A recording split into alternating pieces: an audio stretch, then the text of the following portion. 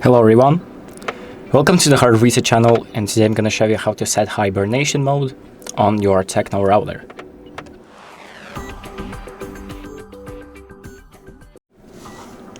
So the first thing that we're going to do is go to the admin page. You can access the admin page by connecting to your router first and then typing the IP address. So by default, the IP address of your router is 192.168.0.1. So it should look like this. So let's enter it, and it might ask you to log in. So to log in, the default password is admin and the username is also admin. So this is what it should look like. Whoops. This is what it should look like. So the password right here is admin. All lowercase, by the way.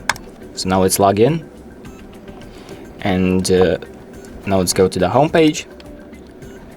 Go to the advanced settings by pressing the settings button next to advanced.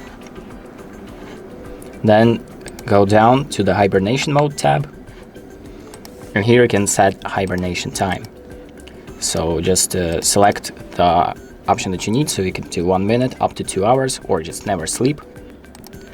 And once you've selected the option that you want, press apply, and your options will be applied.